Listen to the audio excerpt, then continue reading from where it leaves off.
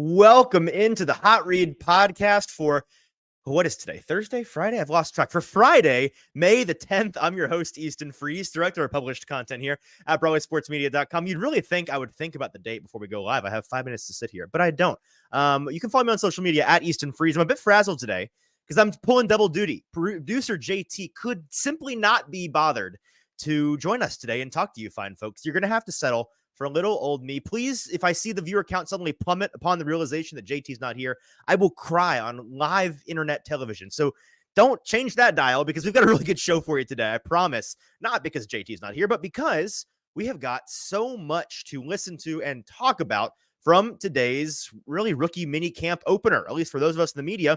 I was spending the afternoon, for the most part, over at Tennessee's facility up at St. Thomas Sports Park in North Nashville, talking with the position coaches for the first time this year, getting to meet a lot of those guys for the first time, talking with Brian and Bill Callahan, of course, and Will Levis, as a lot of the veteran guys are in the building today. And I saw on the Titans social media that all the rookies got bussed in shortly after we left. So they are there in the building, and we'll be back talking with them tomorrow. A ton to get through today, though, and I've got like 30 clips that you don't have to take my word for it from today. We can listen to these guys about the players that they are coaching and some of the key topics that you're most interested in covered on today's show.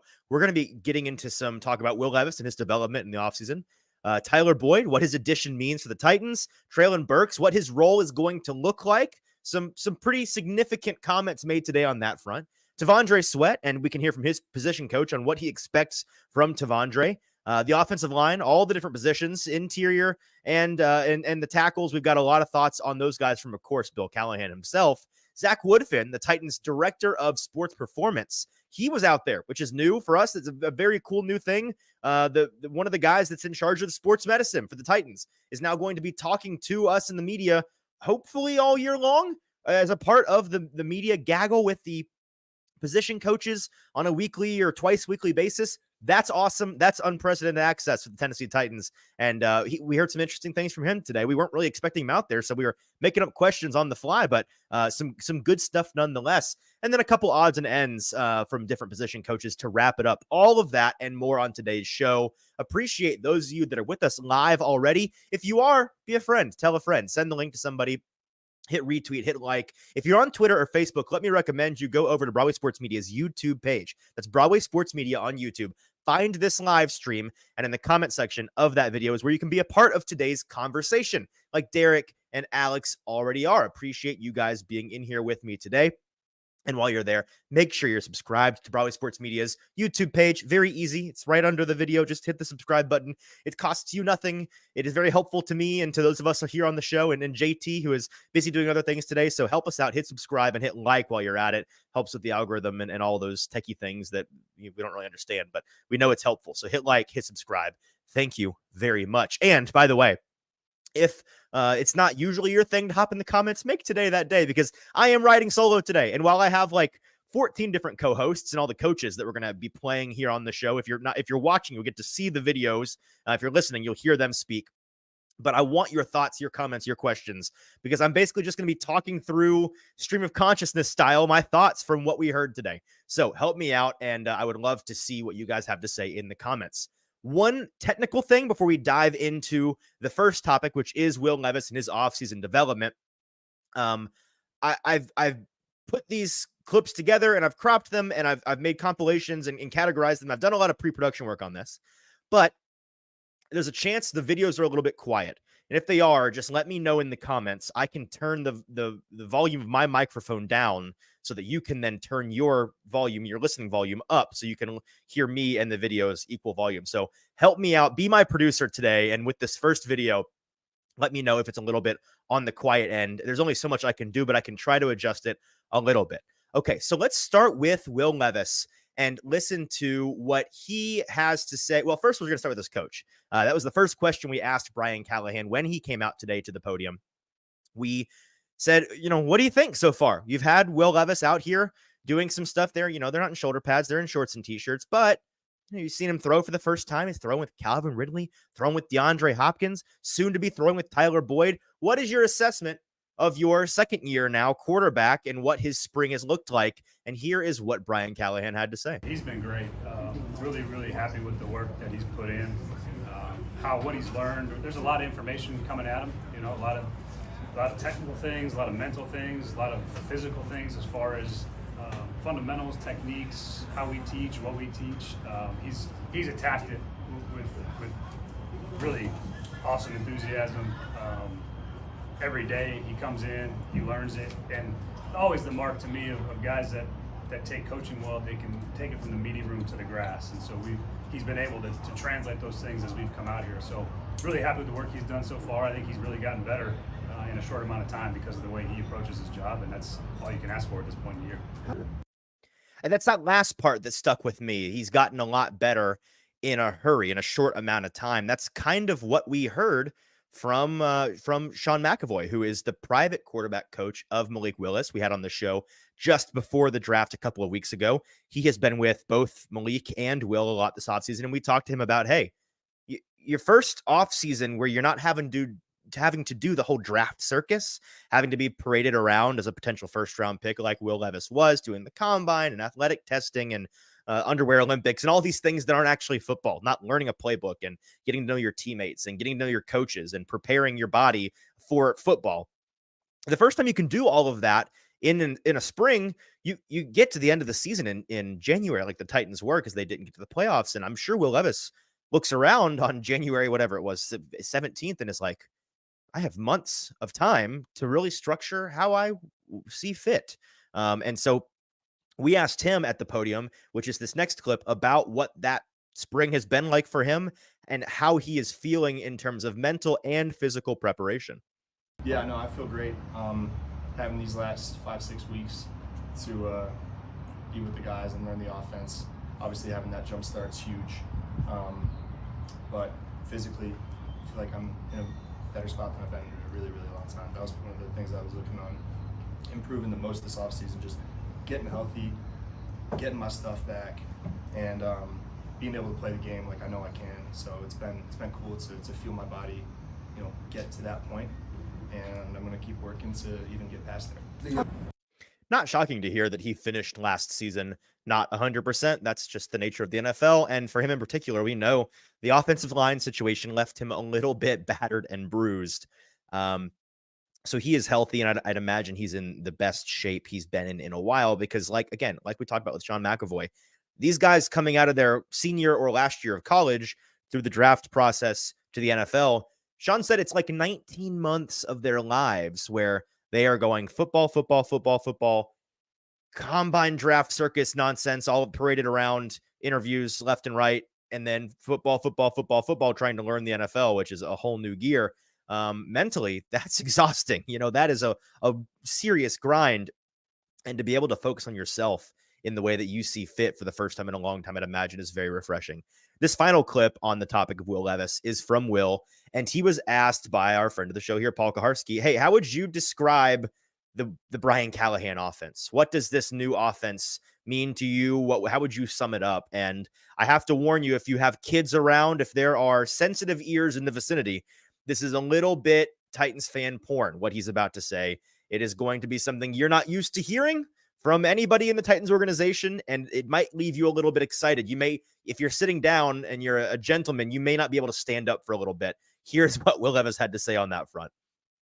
I'd say balanced. I mean, it's pretty vague, but it was cool the first kind of time sitting down, being able to talk to Coach Callahan and watch some stuff, showing a lot of drop back game in situations where we might not have seen that last year. So that was cool. So being able to throw the ball a little bit more, obviously that comes with the trust in the quarterback, and I got to earn that. But him making a point to me like, hey, we're gonna throw the ball. We're gonna throw the ball on first down. We're gonna throw the ball in all types of situations, and it's gonna be on you, and we're gonna trust you to do it. So that was cool to hear that, and makes me want to go out there and be the guy to do that. So that is something that you're not used to hearing if you're a Titans fan. Hey, we're going to throw the ball on first down. Hey, we're going to throw the ball more often. Hey, we're going to have a balanced offense. We're going to pass and we're going to throw, and it's not going to be predictable. It's not going to be, he by the way, he followed up. I wish I'd kept recording. He went on to elaborate here in the press conference and said, I also would sum it up as confusing. And he clarifies, not for us, but for defenses. Hopefully it's not as predictable as it once was. Hopefully it keeps the defense on their toes and we dictate the flow, dictate the pace, as opposed to them forcing us into a corner. That's really exciting, man. That is something that, again, it's all talk. It's all on paper. We need to see it. But assuming they've done enough this offseason to have the pieces necessary to facilitate that kind of really revolutionary offense, that's something revolutionary in terms of Tennessee Titans offenses, at least a modern style offense, a strength of their team being the offense, which we've not seen since the heyday of Arthur Smith and Ryan Tannehill and AJ Brown and Derrick Henry, which feels like a long time ago, even though it wasn't that long ago. That's going to be really refreshing. And that's something that I think, yeah, it's May.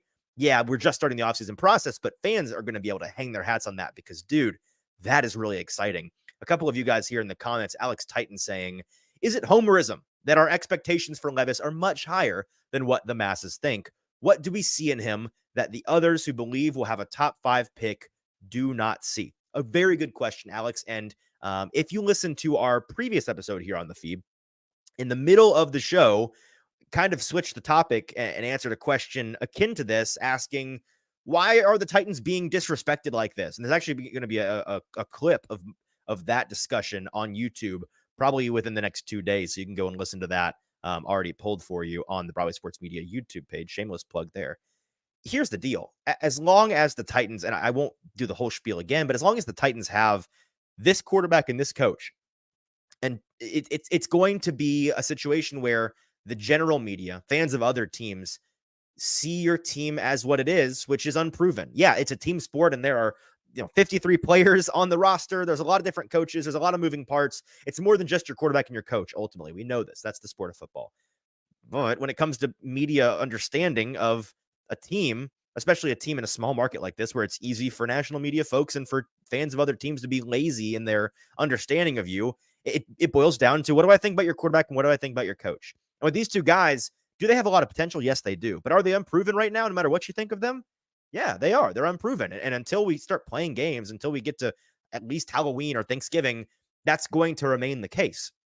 And so you ask what, fans of Will Levis, fans of the Tennessee Titans see in Will Levis that others don't see. You think back to last year, he played, I think, 9 games, a 9-game sample, less than 10 games. I think it was 9. I keep saying this. I really should look it up. Help me out in the comments. Was it 9? I think it was 9. He plays 9 games last year. There's a lot of ups. There's a lot of downs. And if you try to be objective about it, it's the kind of thing where maybe people that very tangentially watch the Tennessee Titans caught in a similar vein to Sam Howell last year. I'm not comparing the two, because if you really watched both, there's a big difference there. But or like a Drew Lock, where there were some moments, memorable times. Hey, that Atlanta Falcons game, throwing 4 touchdowns in his debut. Hey, I remember that. Hey, do you remember that primetime game against the Dolphins? I remember that too. But I also remember watching that Steelers game in primetime up in Pittsburgh. There's some ugly moments in that one. And a handful of their games were either boring or unwatchable because the offense just was not humming. And a lot of people see that and they think, well, a quarterback has a lot to do with that, whether that's fair or foul. The bottom line here is that there's just not enough on tape from him. And the fact that he was not a top 10 pick, again, it's expectations versus reality. People's opinion of him, their expectations of him diminished the moment he fell to 33rd overall in the draft. The fact that he was supposed to be a potential top 10 pick and he fell to where he did, people just don't have faith in him yet. And so I'm not saying Titans fans that are paying attention should not be, or don't have a reason to think, as Derek does, Levis is him. As Alex goes on to say here, the guy just exudes confidence. He looks the part. All of the intangibles are there. But the same things that made him fall to 33 and made the pre-draft evaluation of him be, it's inconsistency. The traits are there, but I'm not sure he'll ever put it together.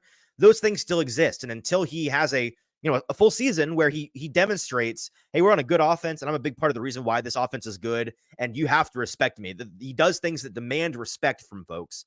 He's not going to just magically have it. That's just the nature of things. The same reason that everybody's opinion of Bryce Young could be dramatically different in 9 months from now, right? Because let me remind you, was still the number 1 overall pick, is still a very talented player. Are there shortcomings and things in hindsight where you're like, well, of course he had a bad first year? Yeah, totally. There are. And he's short and he's a limited athlete. And there are things there in his profile. But was he on a terrible team? Yes. And are the Panthers going to be a lot better this year? I don't know. But if they were to be, I'd imagine we'd be saying, okay, there it is. There's that first round pick. Okay, there, I get it. And so that's where you get to put yourself in those shoes and say, okay, the same way I feel about Bryce Young right now, others may feel about Will Levis right now. There's some ignorance baked in there, but that's the reality. Okay, let's move on to our next topic here, because we'll talk a lot about Will Levis in the next couple of months.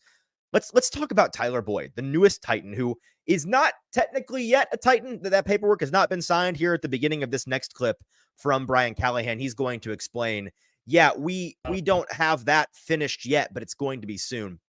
He goes on to talk about what kind of addition his former player and now newly acquired player in Tyler Boyd is going to be for the Titans on the field as well as in the locker room. Official yet. Hasn't signed papers in general, just to put that out there to start. That'll be official sooner than later, but not quite yet. But Tyler is a slot receiver. That's what he does. That's where he's made his money. That's where his production has come from. He's a fantastic slot receiver on top of it. Most importantly, I think he's an awesome addition to the locker room. He's a great human being, great worker, and everything about him is what we want to be about. And so to add him is really it's an impactful ad for us, and excited about it. Certainly. This next clip is Brian again on the topic of Tyler Boyd, and of course he, in that clip, really, what is there to say besides Brian Callahan confirms what we know to be the truth? Tyler Boyd, slot receiver, and I guess you could say, hey, this is confirming. There's a reason why he was talking in the month leading up to this signing about needing a guy to emerge in the slot, and that's what this next clip is going to dive into a little bit more. What his offense looks like with and without that slot guy, without a reliable slot option, how much, how big a key piece that is to the offense that Brian Callahan has in his head, the vision he has for this team. That's the question he answers here.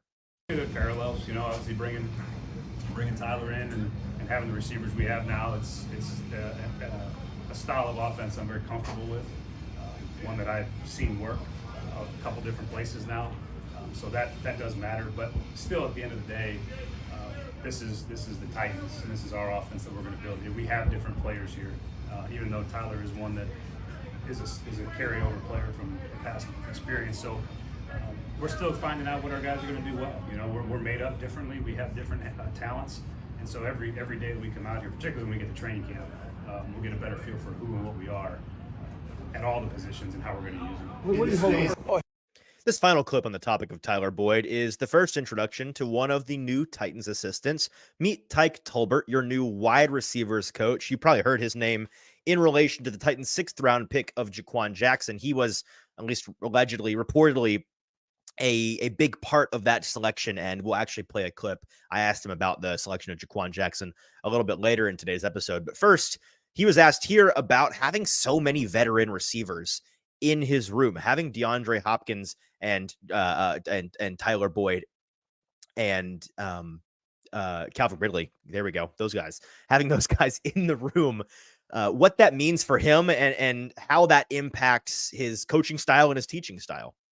It helps a great deal because with veteran receivers who've been in the league a long time, they're used to game type situations. They're used to different coverages, used to seeing different defenses and how they react to them. And I think a veteran receiver who knows where he's going is the quarterback's best friend. So the quarterback can expect a certain guy to be at a certain place at a certain time, and the vets know how to do that, how to get there. Whereas you have more young guys, more rookies coming up, second-year guys, still trying to figure that out. Veteran guys have, quote-unquote, been there, done that, so I think it'd be easier for the quarterback. That part he mentioned about a quarterback's best friend, that's kind of what we've been, if you've been listening to the show, we've been harping on that. What a slot, and a lot of times with rookie quarterbacks, you talk about a tight end being the quarterback's best friend, a rookie QB's best friend, right? Because he's a shorter distance target, a bigger bodied target, and typically it's if it's a receiving tight end, the way that tight end development works, it's usually a more senior guy, a more developed veteran who is going to be in the right place at the right time and is a dependable asset for the quarterback, a dependable outlet. The next best thing is like a veteran savvy slot receiver, in my opinion. And that's what Tyler Boyd is going to be for Will Levis. Now, all three of those top line veterans on this team are going to be that guy in a sense for Will Levis. And that's a big deal because, and I think I saw Jared Stillman today. He titled very, very Stillman of him to say the Titans are babying Will Levis. I mean, that's intentionally inflammatory, which is the Stillman way. But listen, I'm not gonna push back too hard on that because the general sentiment of we're going to make this a padded room for you, pal. We are going to make this as cushy a situation as we possibly can. Now, is it going to be the cushiest in the league? Is it going to be Jalen Hurts with the best offensive line in football and AJ Brown and Devonta Smith and Dallas Goedert as your weapons as a young player, second, third year player? It's not quite that. But with the limited resources we've had and the limited timeline we've had to set this up for you, we have dramatically improved the situation around you, giving you as few excuses as humanly possible for why this didn't work out, why you didn't show significant development this year. It does not have to be linear because development is not linear, but it needs to be ultimately trending in the right direction. You've got 17 games to do it. Go. Good luck. Let's see what happens. That's the situation that he is in. And I think those three guys being a QB's best friend style receiver is going to be a big part of that. Derek in the comments before we move on here says, it's nice to get straight answers from the team versus what we've gotten the last 6 years. I turned to my friend Kayla Anderson, who you'll know from 104.5, amongst other things here in the Nashville media market. I turned to her today during one of the pressers and I said, and this was right after we talked to all of the assistant coaches, man, none of those guys were a bad quote. And she said, I know, I noticed that too. It felt like a different energy in the air than what we had become accustomed to. And she said, you also like just got straight answers from them. It's like they had a vision, had a plan of what to say. And I countered with, I don't know how much of it was they actually had a vision and a plan for what to say, but how much of it is them just feeling free to speak their minds? Because last year and the previous years under Mike Vrabel, which I'm not trying to play revisionist history and say it was all doom and gloom and terrible. I don't see the Vrabel years as bad ones on the whole. I really don't. It went downhill at the end, but so did the roster, and there's a lot of complication there. Generally speaking, I think Mike Vrabel was a good NFL coach and did a lot of good things, often did more with less. But that being said, the way that we spoke to his assistant coaches, you could regularly see gears turning in guys' heads as to what can I say that I know no one's going to give me a hard time for when I get into the coaching meeting later, that I know Mike isn't going to be upset with me about potentially, that I know is going to fit the culture of communication that we have in this building. That could not be any. I mean, again, it's one time. Let's see. Here's the big thing. Honestly, it's all hunky dory right now. This team with this coaching staff has not played any games. Nothing has gone wrong. Let's wait for something to go wrong because it's going to, right? They'll go on a 2 or 3 game losing streak. They will have a significant injury, or there'll be reports from inside the building of guys not getting, like, something happens because that's the nature of sports. That's the nature of how this is going to go. And once something goes wrong, let's see if things change. I get the impression they're not going to. Maybe that's wishful thinking because it would suck if it just went back to the Gestapo style military state that we used to live under.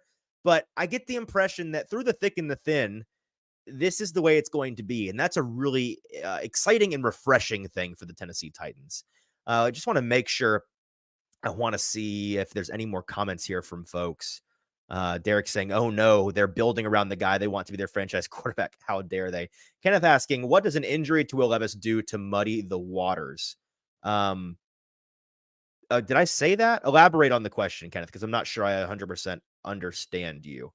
Are you asking if he were to get hurt, how the evaluation of him changes? Just clarify, and I'll be happy to answer the question.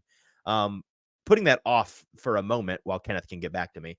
Let's move on to Treylon Burks. And this is the most interesting topic I think we're going to discuss today, because we heard a lot of, really interesting things about him from a couple different coaches. We're going to start with Brian Callahan, who spoke about Treylon Burks I don't know if he realized it or not, but it was unprompted. The question here at the beginning of the day was regarding Tyler Boyd and the role he's going to play, and whether he decided he wanted to volunteer this information or whether he subconsciously thought this question, which it kind of did, it's an allusion to how does this impact Treylon Burks' role. And I think maybe subconsciously he connected those dots and decided we're just going to roll with this. I'm going to get this out there because I know it's going to be a question that's a follow-up if I don't. He says here a lot of things about Treylon Burks. It is easily the most glowing report we've gotten from anybody in the Titans building on Treylon Burks this offseason. There was a point where we were talking on the show about like, has anyone seen Treylon Burks? Are we sure he's good and like alive and still, is his contract still in good standing? Because we were mentioning Mason Kinsey in wide receiver sentences before we got to Treylon Burks. We were leaving him out of the conversation entirely. That's changed. And whether that is, we'll talk about this in a minute. Let me get this quote from Callahan out first, but there is a lane available here to put on your tinfoil hat a little bit and lean into the conspiratorial, cynical element of the NFL from a salesmanship angle. I don't think that's the angle we're going to take here, but you listen for yourself and keep that in mind. He's going to play everything. We've told him that from the beginning. He's going to play inside. He's going to play outside. And he's going to carve out a role for himself. And I've had him come up today and do the break after practice because his work he's put in has been really impressive. Just to give you guys some context, yesterday, Tuesdays are our harder days of our 4-day work week. It's a really heavy day. And so the load on the players is high. And what I mean by that is both acceleration, max speeds, and yardage. And so Treylon, I think, ran 3,591 yards on Tuesday, and then hit our top speed and team-leading top speed at 22.6 miles an hour in practice. So super impressive workload and performance. And so he's had a really good offseason. I'm excited about what he can bring for us. I meant when I said that the other day that I think he's going to have a role to play. Really impressed with. So those numbers are fascinating, right? 3,700 and change yards in one Tuesday practice, which if you don't have your calculator out, that's like 3.5 miles. Wait, no, that's almost 4 miles, somewhere between 3.5 and 4. A lot of miles to be running in one practice, and in the process go to over 22 miles an hour is crazy. Now, that's a very positive report on Treylon Burks, and you're about to hear from his wide receiver coach, Tyke Tolbert, a similar first impression positive report.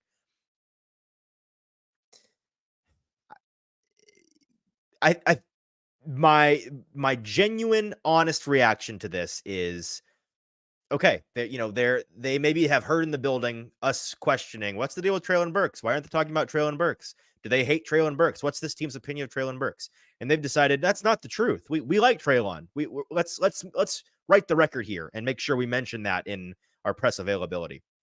Or maybe it's just the fact that they didn't know, and they come in these first couple of days, he truly has blown them away, which is also possible. I think that's kind of what this is. And I think they plan on, we've talked in recent days about how maybe he's on the trading block. What does Tyler Boyd mean for limiting his role? And right there, we hear from Brian Callahan say, I don't expect to see his role limited by Tyler Boyd. We expect him to play everywhere and to be a significant portion or a significant player in this offense, which is good news. We'll see if that comes to fruition or not, what exactly he means by that. But I think that it is on the face, the reality of it, and maybe putting those trade ideas to rest. However, it got a little salesman-y there at the end. I mean, it was a little, I saw somebody with a very, very good meme on Twitter earlier today with a picture of a used car salesman slapping the hood of a car, talking to a guy like this bad boy right here, 3,700 yards in today's practice, team leading top speed of 22.1 miles an hour. What do we think? There's a little bit of that to it, right? And maybe that's cynical. Maybe that is me being stuck in the Mike Vrabel era. Maybe that is, maybe I need to take my tinfoil hat off, crumple it up, and throw it across the room. I acknowledge that. But let me just ask you this, and give me your honest answer. If a month from now they have somehow traded Treylon Burks for a 3rd round pick to some team that likes the idea of taking a low risk, high reward gamble on a former first round pick, a guy that maybe in that building they thought really highly of in the draft process, who has all the requisite skills and just needs to be molded. And they have I can fix him mentality. And so they throw a third the Titans' way, they deal him off. If that were to happen, would you be shocked having heard this kind of thing? And maybe I'm imagining we hear more of this kind of thing in the next month or so. Would you be shocked by it? I wouldn't be shocked by it. I'm not. These comments aren't doing enough for me to erase the possibility in my mind. Again, I think they plan on keeping him. I think they like him. I think they are excited by the prospect of him in an offense where he's not being used as a cardio king like he was in the Vrabel offense last year, just running clear out routes and being a decoy and not even giving him a chance to contribute. And I hope that's the case. Personally, I would like to see him in this offense. I would like to see him given a chance to be that guy. But I don't know. Maybe in the comments, you guys can chime in on whether or not you think that's a conspiracy theory or if that's on the table a little bit. Because at some point, glowing remarks turn into suspiciously glowing remarks. And this could just be compensating for them not mentioning him previously. Or it could just be the reality that he's been fantastic so far. But I'm not all the way in yet. I'm like 85% certain they plan on keeping him and they like him. And that number is growing, but there's still a chance that that's not the case. Okay. Let's hear from Tyke Tolbert, who didn't really know Treylon Burks, didn't know much about him before he came here to Tennessee, it didn't sound like, and he's getting a first impression of him these past couple of days. And so here is what he, as his wide receiver coach, has thought about the young player. Treylon up to this point, you hear things when you come into a new situation about guys and what happened with the past and all that stuff. And I told all those guys, you got a fresh set of eyes on you. And Treylon has done everything and more we've asked from him. Treylon is a guy that this offseason, he's probably the only guy, I think, maybe one other guy on that team, from a receiver standpoint, he's the only guy that's played 3 positions. I'm forcing him to learn all the positions, all the concepts, because you never know where he can line up. He can be outside, can be inside. So he's really taken, a hold of that. He studies at night. He asks me questions. He's really good. I'm really surprised, or pleased, not that it's surprised, pleased with his progress. He's getting better every day. Every day we've been out here, he's done something and gotten better. So I followed up that response from Tyke with a question about, Tyke, what do you, like in your head, what's the best version of Treylon? Based on his skill set and your understanding of him and your understanding of this offense they're planning and your understanding of how he could fit into it, what does the best version look like? And how do you get that out of him? And here was his answer.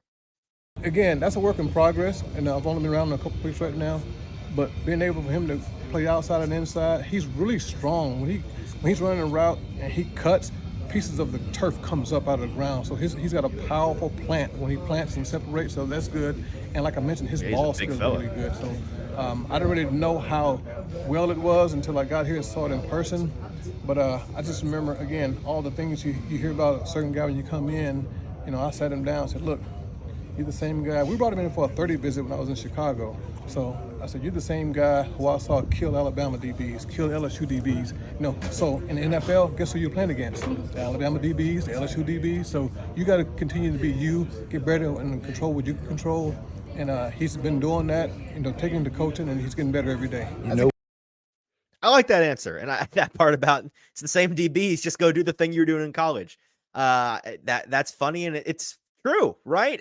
Treylon is easily the most, maybe not the most, but he is a top 3 most interesting storyline for the Titans right now. And I can't wait. I mean, maybe we'll be sorely disappointed and he'll be like a marginally relevant 4th option for them this season. But I don't know if you heard, they've got some pretty old guys in front of him on the depth chart. In fact, the oldest receiver room in the NFL, and the odds of all 3 of those guys being squeaky clean, healthy players for 17 games next year, not super likely, just statistically. I'm not wishing that upon them. God forbid they get hurt, but just odds are that somebody will, and he'll have to play a bigger role. I mean, how many times do we have to see NWI be the 4th or 5th option coming into a year? And then suddenly he's got a couple weeks where he's wide receiver 2, baby, wide receiver 1, NWI. Get him out there. It's total tangent, by the way. I saw somebody asked me today, like, I saw the Texans. They signed Ben Skoranek from the Rams. Don't they have a lot of receivers already? They have like 13 receivers in that room. What does that mean? Is he? And I said Ben Skoranek is in the NWI category of receivers where their names are really only evoked in the media when trying to demonstrate just how badly a quarterback had it on Sunday. Like, it's used in a sentence like, well, I mean, come on, give me a break. He was throwing to Ben Skoranek out there. He was throwing to NWI. Was wide receiver one out there last week. What do you want him to do? That's the caliber of wide receiver that guy fits into, and that's where an NWI fits in. And tie it back to land this plane back to the Traylon Burks discussion. Maybe Burks is that caliber of guy. I don't think he's going to, and I'm stoked to see not just how he plays and how much he plays, but what his role is going to be. They keep talking about, hey, this guy's going to be playing every position inside and out. We're going to move him around. And we're excited about his skill set. He's leading the team in distance and in conditioning and in speed and all of these exciting things. It's got me excited, so I can't wait. We'll move on to the offensive line here, and you'll be introduced to Bill Callahan, who was a delight today to talk to. He gave a lot of thoughts on pretty much every position on the offensive line. First, a couple of comments from you guys, and if you're with us live, appreciate you being here. Just a mid-episode update. If you're with us live on Twitter or on Facebook, leave those places. Go to Broadway Sports Media's YouTube page. Pull up YouTube, search Broadway Sports Media, find this live stream, and in the comment section of that video is where you can be a part of today's conversation, like Derek and Kenneth and Glory Day Sports already are. Appreciate you fellas. Kenneth clarifies his question from earlier, saying, yes, his 2024 evaluation. So the question being, what does an injury to Will Levis do to muddy the waters on his 2024 evaluation? Fair question, Kenneth.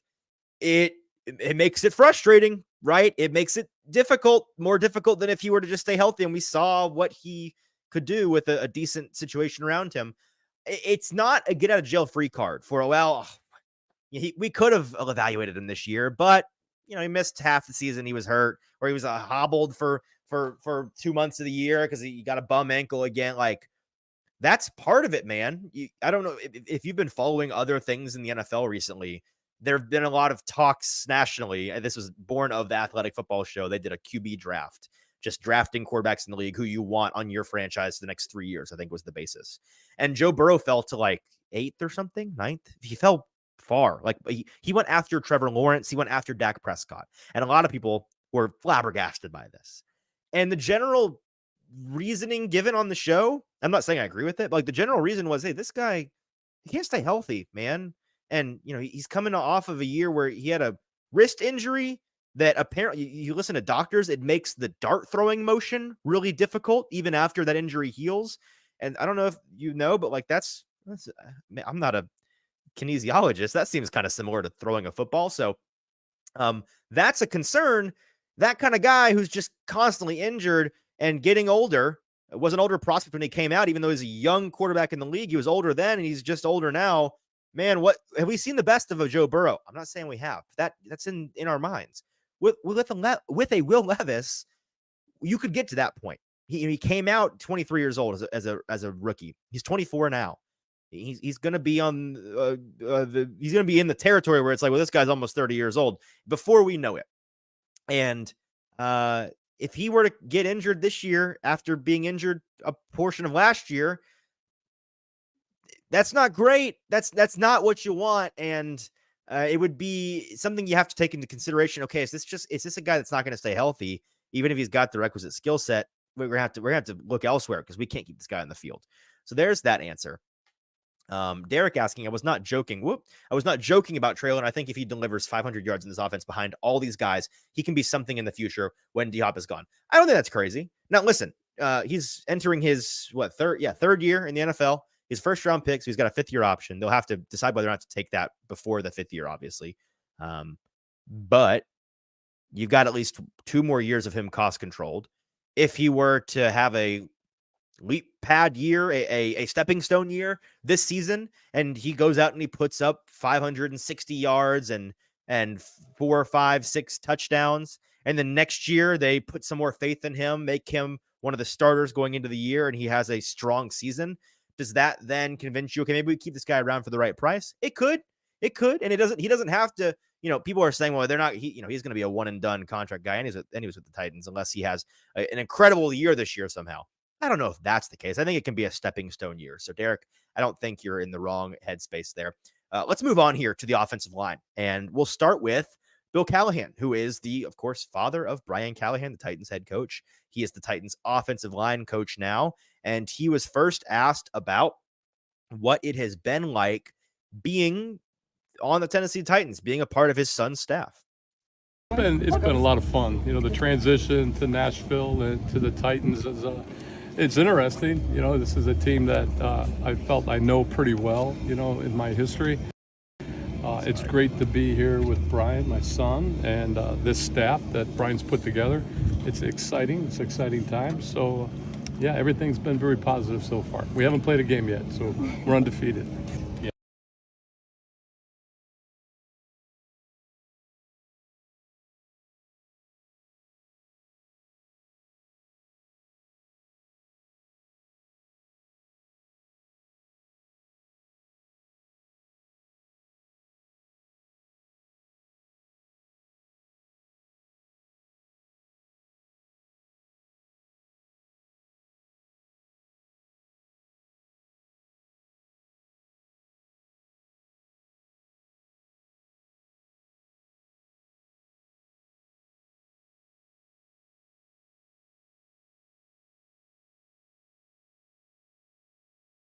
I think first off, the physicality is non-negotiable, and I think that's already in their DNA here. I've always felt that when excuse me, somebody's camera dropped. Okay, or their microphone. I think that the physicality of their play is always important, and that's kind of in the DNA, like I mentioned. So that part of playing hard, playing with tempo, being physical. Has always been there, for these kids. And it's a matter of tweaking techniques, giving them a couple different tools in terms of schemes, hands, things of that nature, just to try to build them up, build them a different toolbox. What do you see? Dadgummit, producer JT making fun of me from the shadows here. My mic was muted. I'm sorry. You heard that answer. Let me give you, this is Jeopardy style. Let me give you the question to what that answer was. He was just asked about what the message is. You've got these guys like Jalen Duncan and like Nicholas Petit-Frere and Sadiq Charles, who haven't quite met their potential in the NFL. In this room, a lot of young guys that you're being asked as the guru to come in and be the guy that gets the most out of them.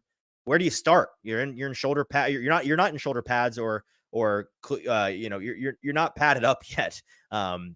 You're wearing shorts and t-shirts. It's May. How do you begin your messaging? And that was his answer, primarily before somebody dropped their microphone, about the physicality. Okay, now that I got my mic turned on, thank you, Jordan. Thank you, JT, for not letting me go the rest of the show muted. This next question from him was regarding the Titans' first-round pick in J.C. Latham, moving him from right tackle to left tackle. He was asked simply, what makes you think he can do that? What makes you confident you can get that out of him? Not only does he give the reason for JC being able to do that, but he brings the receipts, baby. He lists 2 examples in his past as an offensive line coach where he has successfully done that we've heard, and then a third that I've not heard people talk about, but it exists nonetheless. So here's what he had to say on J.C. Latham going from right to left. In terms of being able to Yeah, I think, number one, his athleticism. And then, of course, all the measurable traits that he has. And then you add in size, power, strength. And it adds up, to making that move. Very similar in my experience at Dallas when I had Tyron Smith when I came into the Cowboys. Heard that one. He was a right tackle in college. He was a right tackle his rookie year, and we flipped him over. And I think that worked out pretty well. And then Jedrick Wills, when he was drafted out of Alabama for the Browns, was a right tackle in college. We flipped him. Another guy in my past was Barry Sims from the Raiders. He was a tackle out of Utah, who we found in the World League at that time, which no longer exists. But he ended up making that switch to left tackle as well. So I think if you have the athleticism, and you have strength, I think, and you have the muscle memory to, change some skill sets, I think it's doable. Did you have a World League reference on your bingo card today? Because I did not. We're still talking about my mic being muted. Glory Day Sports saying if JT was there, that would never have happened. Well, guess what? JT couldn't be bothered to talk to you folks today. And I said, it's Thursday. We're talking to the folks. And JT's taking a day off from his day off. Apparently he's recovering from his Wednesday day off by taking a Thursday day off. So you can shove it, JT. Okay. So Bill Callahan, yeah. Um, all the things we've said about JC Latham, the physicality, the muscle memory, the athleticism, Bill Callahan sees all of that and is confident he can do it. And again, 3 examples from his past of where he has successfully made this happen, one of which being a scary similar parallel in Jedrick Wills with the Browns, the most recent example of those 3, where he was a top 10 pick like JC Latham, the right tackle out of Alabama like JC Latham is, who they did in his first year, moved from right to left under the tutelage of Brian Callahan, and they did it successfully. So there's that. JT earned his day off. I don't know about that. Okay, this next question. JT, I love you. I'm sorry. I have to be mean to you because you're not here. You can defend yourself when you're back. The next question is about the right tackle candidates. And we're going to start with Brian Callahan, head coach of the team, not Bill, Brian. These guys that are in the room, right? You Nicholas Petit-Frere, Jalen Duncan, potentially a Sadiq Charles, Dylan Radins is a guy I haven't mentioned yet. What's the deal with them? What do you see in these guys? What makes you confident? I think the nature of this question was in particular, what makes you confident in these guys to the point of not having brought in another guy to play right tackle in this offseason so far? And here was his answer. Yeah, I see young players that are ascending. I see young players that had a lot of room for improvement from last year. But I see guys that have traits and talent to be able to make a jump and make a transition and play good football. We're going to find our best 5, however that looks, come September. But those 2 guys for sure have the ability and have the physical talent and traits to be able to be starting right tackles or tackles in this league. It was good to see him play some, because when you get to see guys play, you get to know where their weaknesses are and how to correct them.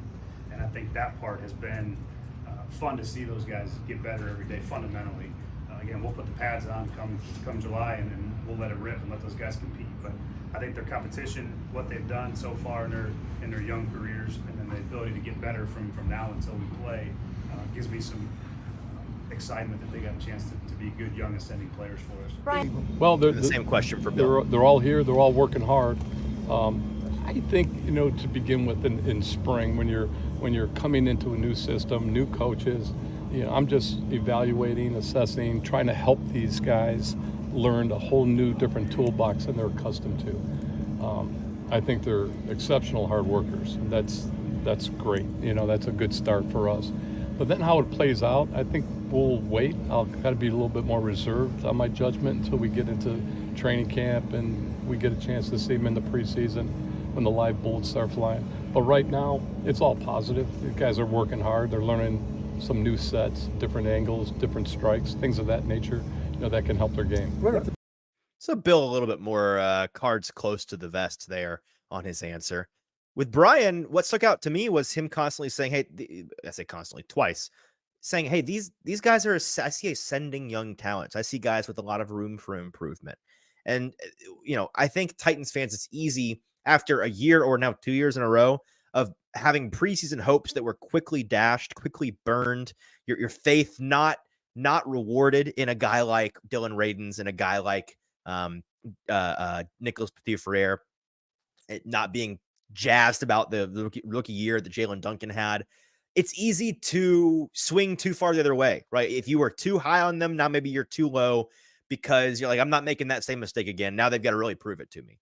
And if we take that out of it and just try to be as fair and objective and clean slate with these guys as we possibly can, which I remind you, all these coaches are, save for a few, coming in, fresh eyes, fresh perspective, no preconceived notions on these guys.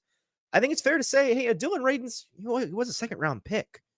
He was a talented player in college. There's a reason why he was picked where he was, and he's got skills. He's just raw and an unbalanced player. And then with Nicholas Petit-Frere, a lot of the same. This guy there's been some off-field things that have kept him off the field, some injuries that have kept him off the field. And it's largely been so hit or miss. You just can't put any faith in those guys. But with Bill Callahan in the building, with this new regime, having a full offseason to try to mold them and build them up and set them up for success, I think there's reason to believe, hey, between those 2 guys and throwing a Jalen Duncan in there, maybe throwing a Sadiq Charles in there, we'll figure out somebody that can play serviceable tackle for us on the right-hand side. And with JC Latham locking it down on the left, you have one really good tackle. You have, and this is on paper, again, the rookie season for a tackle can go poorly. So it's going to be up and down for JC, but on paper, a really strong tackle on the left side, a fine tackle on the right side. You can work with that in the NFL. That's the idea. And I think that is not wishful thinking on their part as much as it is just a reasonable place to be given the assets they had at their disposal and the situation they find themselves in.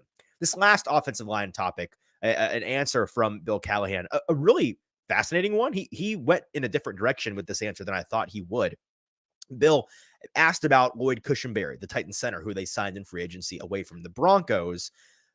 Bill seemed very fond of Lloyd already, is excited to have him in the building, and gave an insightful answer as to what motivates this guy. Yeah, it's great to have Lloyd here. The thing that strikes me about Lloyd is, he's a guy who could have gone anywhere, and of course, I'm happy that he got paid, and deservingly so. But he wanted to be with a team that can improve his game, and he wants to be great. And that really struck me, that the game goes deeper than the wallet for him, and he has a tremendous passion, curiosity, and intellect that goes beyond anything. So he's great for our room, super for the team in terms of running the show up front, and he has a dynamic presence about him, that'll, obviously help all the younger players come along in time. Help me out on this timeline. Who was on the team first? Bill or Cushenberry? Bill was around, right? Because the way maybe I have it mixed, but I want to say he was around, and the way he talks about him there makes it sound like he's somebody that he had in Cleveland was an admirer of, and he came to Tennessee and started pounding the table and said, we need to bring this guy in.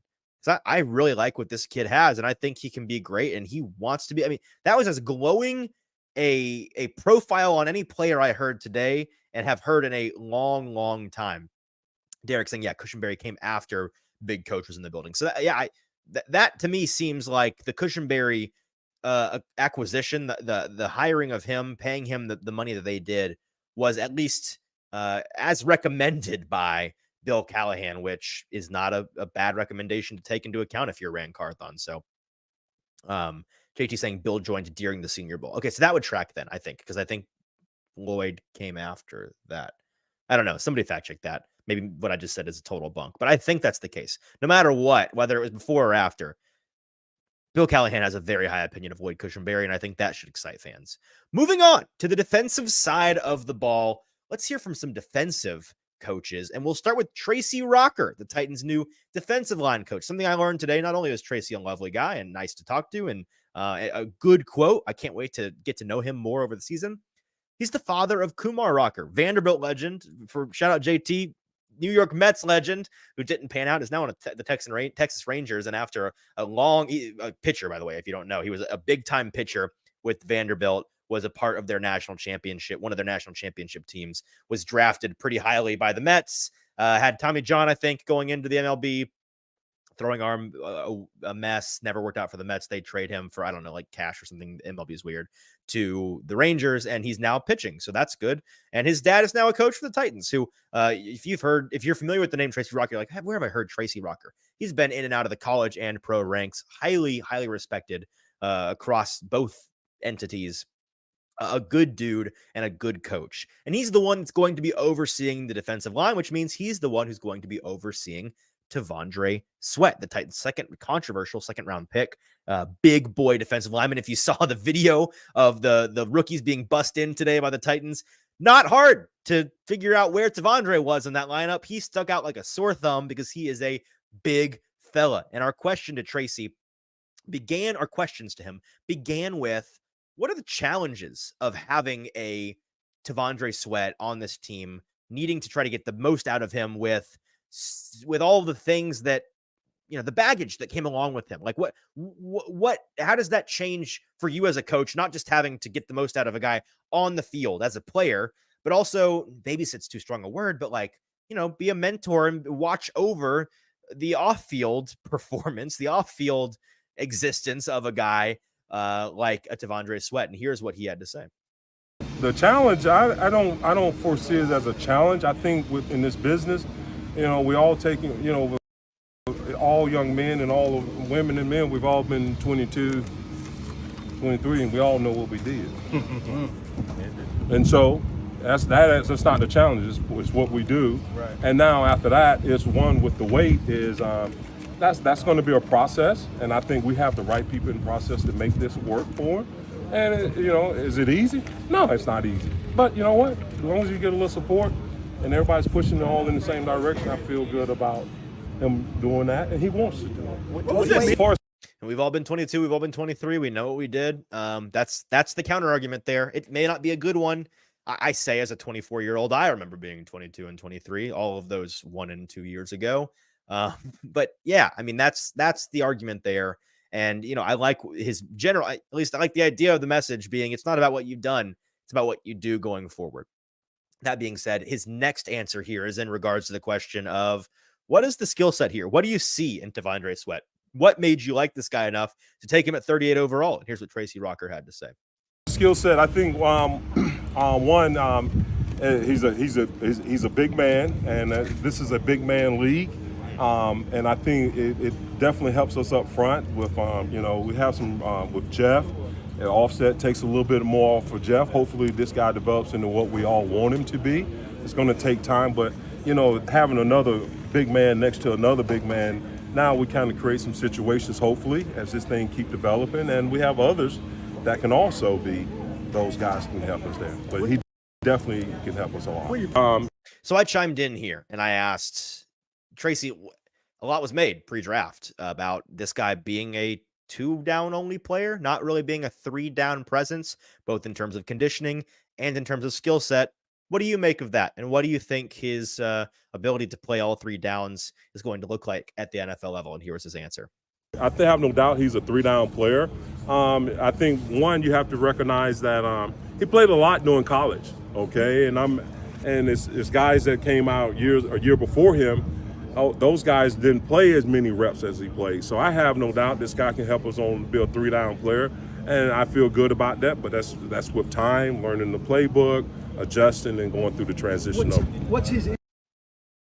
So he starts that answer with what I would say when people asked me the same thing post-draft. I have no doubt this guy can be a 3-down player in the NFL. He goes on to elaborate, right? Hey, it's going to take him learning the playbook and staying in the right shape. And a lot of questions I didn't play answers to here on the show were about the weight. And, he said it's going to be hard, but it's hard to be in the NFL. And we're going to do everything we can to hold his feet to the flame, hold him accountable for the being the player that we know he wants to be. This is not us. It's not like a TLC show where it's like kid from hell. You send him to the super nanny and they try to whip him into shape where the kid is resisting every turn. This is a guy in T'Vondre Sweat who wants to be the best version of himself. He wants to be at the weight he needs to be at. He wants to be a model player on and off the field. And they're just going to be holding him accountable for that. Is it going to be tough? Yeah. Is there unpredictability involved?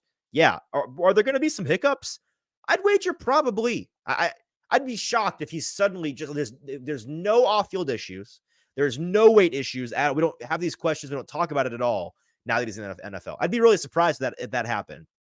Progress is not linear, but it's all about trending in the right direction. And that's where I think he wants to be. And we'll see whether or not he can live up to that.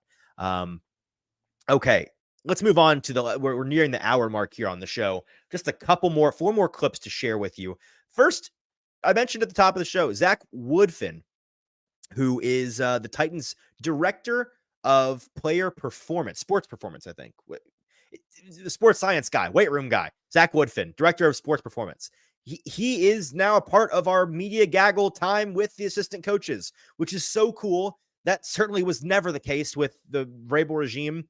And it's going to allow us for some insight on guys' health, guys, nutrition, and like what they're mainly. I think the number one development here is we'll get to ask questions about specific guys and specific routines, but we'll get a glimpse behind the curtain as to what the team's philosophy is when it comes to sports science, injury analytics, recovery, rest, and like what's the word I'm looking for? load management. I'm like, it's an NBA term, the NBA playoffs, load management, all of those things. What do they think about these things?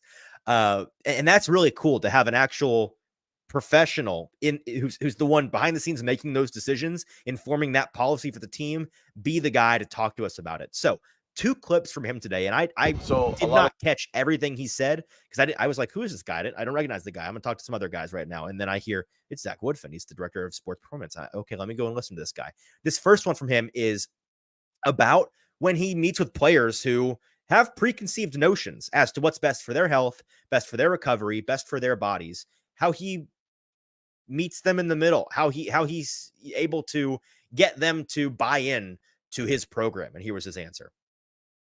Yeah, so a lot of players obviously have their own, personal strength coaches that they've been in the league a long time. Maybe they've worked with somebody somewhere else they really like. And so for me as a good leader, I've got to be a good listener. I've got to ask them the right questions, and I've got to have a humble approach. It can't be all about me and what I want to do. If you're a 5, 6, 7-year vet and you're having a lot of success doing something else, then me as the leader has to understand and have the humility to say, you know what, like, I'm going to meet you where you are with that. Because again, it's not about me. And if you feel great, because it's all about the player, being confident, okay, and playing at a high level and staying on the field. And if they've been able to do that with what they're doing, then I meet them where they're at and we work together on it. It's a mutual relationship. Well, the second answer is interesting. Yeah, he was asked about soft tissue injuries, which the Titans have dealt with significantly in the past 3 seasons. I lose track. Many seasons they've been dealing with the soft tissue plague, the pox on this house. And Zach, what's your philosophy on soft tissue injuries? How do they come about? How do you handle them? What's the process like? And here was his answer. As a performance professional, I definitely believe that you can do things to mitigate soft tissue injury. There's a lot of research, there's a lot of evidence-based protocols, but it's multifactorial. It's not just the training, it's about hydration. It's about how well our guys sleep, so teaching them about sleep and recovery. It's about how we practice, so Callie and I have a great relationship in terms of talking about practices needing to be undulated. And what I mean by that is some practices are very high demanding speeds, some are medium and some are low. And so in understanding how to go between those practices, understanding how to warm up properly, understanding how to activate, understanding the asymmetries guys may have. So of course there are things that we can do to mitigate the chance of soft tissue injuries, but again, it's a very fast, violent game, and the speeds that some of these guys are running and the force that some of these guys are putting through their joints and their tissue, sometimes strains and pulls happen, but we're going to do everything possible that we know scientifically and evidence-based to reduce that, and we're gonna let it rip from there. Such a cool answer. And an even cooler answer came right after this. And like the fool that I am, I walked away before I got a chance to hear it. But the clip is on Twitter and from I think Buck Rising had it if you want to go and listen to it. He elaborates on the asymmetries the guys have. Yeah, man. And this is something that I was illuminated to. That's the wrong way to say that. So something that was made clear to me for the first time. That's how I want to say it. Last season, when the Saints had a story come out. I don't know how I found this, but it was a preseason thing on some Saints players who had realized like that one leg was a hair longer than the other, or one calf muscle was 17% stronger than the other. And they started training according to that to prevent injury and to strengthen their overall athletic profile.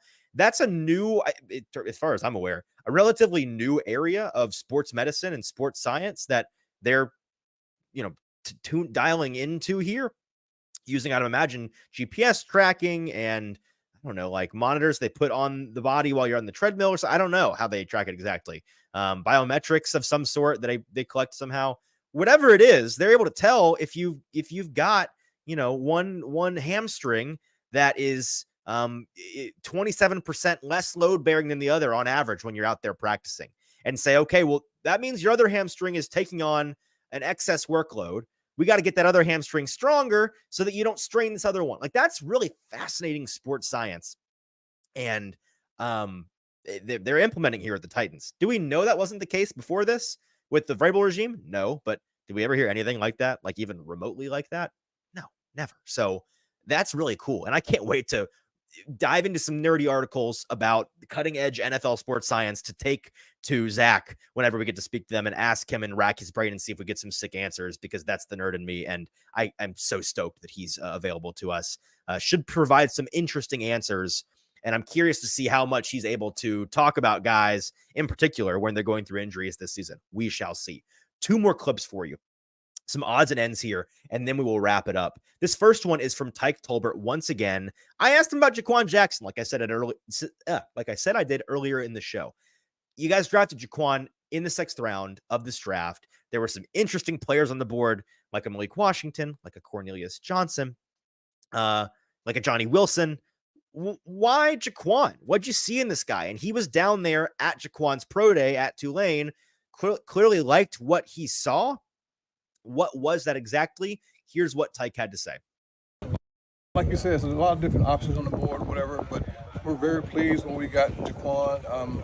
He has a speed element. You know, we wanted to get faster with his room, and he's one of the guys who drafted that has a speed element. He has some return ability, you know, punt return, kick return, whatever. And just with the ball in his hands, he makes a lot of plays. So he'll be able to do a lot of things for us, whether it's, you know, in a slot, maybe we can do some things with him on some gadget stuff, some speed sweeps and stuff, because when the ball in his hands, he's really good with it. So we need those kind of guys. You don't see him as an outside guy potentially. It's going to be a slot role. Well, I don't want to say that right now because we got to get him in here and see how he can learn. See, you know, I coached Steve Smith in Carolina. I'm not trying to compare the two, but he was a smaller guy, stronger guy. So he played outside. So it didn't, you know, it depends on the package we have and what plays we have, you know, where we can fit guys. Coach, different elements. Fair enough on Jaquan Jackson. And so there's your confirmation. They don't really, let's be honest, they don't see him as an outside guy because he's not an outside guy. He's undersized. But listen, I cut him off. I think I spoke over him there. He does not see Steve Smith as the comp for Jaquan Jackson, to be clear. He's not comparing them there. But he does bring him up, and that's an example of a guy that overachieved. So there's that. Like Rashawn said, next Steve Smith, you heard it here first. Sure, we'll roll with that. Let's move on here to the last question. This is Randy Jordan. Let me introduce you to Randy. Cool guy. I spoke to him one-on-one today and asked him about the difference. He's the running back coach, by the way. So I asked him about Tyjae Spears and Tony Pollard, having them both in the same room. I compared it to like last year with Tyjae Spears and Derrick Henry. You take one look at them and you say, okay, clearly those guys do different things. They have different roles, different strengths and weaknesses. They complement each other. With a Spears and a Pollard, not quite as clear, right? So what differentiates them? Or maybe are they a little bit redundant and it's just the fact of having a stable of guys that do the same thing? What's the approach here? What makes them different? And here was Randy Jordan's answer. I mean, you know, you look at them, you know, obviously they both can catch a football. You can do things with them in terms of in the passing game. You know, you're trying to create matchups. They can run the football between the tackles. But the thing I love about them is they can catch a football and you butt a tackle. You know, they can turn a check down into a big play. So what I'm trying to say is basically, you're not counting touches in terms of handing the ball off. I'm counting touches in my head in terms of actual touches, meaning when they're catching the football out of space on checkdowns and on design plays where it's supposed to get the ball. So in that respect, I'm excited to see those guys feed off each other and challenge each other to be the best players they can be. All right, so there we go. There's your answer. Not seen as the same guy, not going to be counting touches in the running game as much as counting touches in the passing game, kind of alluding to these guys being options in the passing game, strong options in the passing game, which we know they're both capable of doing. You could have questioned whether or not that was a part of the game plan, considering how many receivers are in the fold now, but this is a passing team, folks. They're going to be passing to tight ends, receivers, running backs alike. Exciting season coming up. That's it for today's show. So that's everything you needed to hear from today's press conferences and media availability. Had it all there for you, distilled into 1 hour of analysis and listening. Hope you guys like that format. Feedback is welcome. If you hate that format, let me know. I won't be offended. Feedback is a gift, positive or negative. Just let me know what you think. I think that's the best way if you're not there and you're, like you work for a living and you like have other things to focus on during the day. I think that's a nice way to distill it all down for you guys to catch up on what you missed. So Derek, I appreciate you. Thanks for being here. To all you guys in the comments today, appreciate you. JT, get your butt back here for Sunday. Him and I will be live again on Sunday. We'll back to 3 episodes a week starting this week after our post-draft little hiatus, taking it down to 2. We're back to 3 as the Titans are back in action this month with some outside training activities. The rookies are in the building, and I will be at that building tomorrow on Friday. Speaking to some of the select, they said select draft picks, which last year meant mostly the top guys. Like we weren't talking to Jalen Duncan during this one last year. So I'm going to guess it's JC, Tavondre, Cedric, and Jarvis. I'm going to put my neck out and say that's who it is. I'd be stoked if it was more than that, but I think that's who it's going to be. Regardless, follow me on social media tomorrow at Easton Freeze. You'll find all of the notes and comments and videos from those guys tomorrow. My brain is breaking after doing this for an hour.